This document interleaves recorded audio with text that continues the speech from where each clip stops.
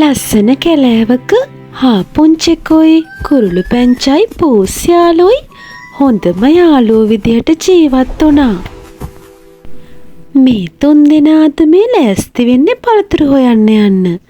ඒ වගේම හම්බෙන හැම පළතුරක්ම සමානව බෙදා ගන්න 3 දෙනාම කතා කරගත්තා.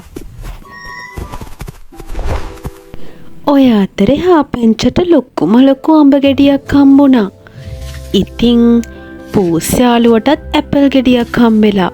හැබැයි පූස්යාලුවට මේ ඇපල් ගෙඩිය තනියම කන්න හිතුණා. අනිත් අයට දෙන්න ලෝභ හිතුණා.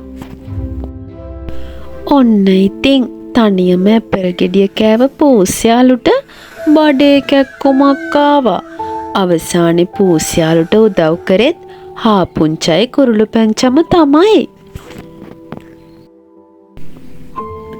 තනියම කාපු පූස්යාලු හොඳටම මට්ටු වුණා. ආයේ හැමදේම බෙදා හදාගෙන යාළුවෝ එක්ක කන්න ඕන කියලා හිතට ගත්තා. ඉතින් චූටි ඔයාලත් යාළුවෝ එක්ක හම්බෙන හැමදේම බෙදා හදාගෙන කන්න පුරුදු වෙන්න ඕන.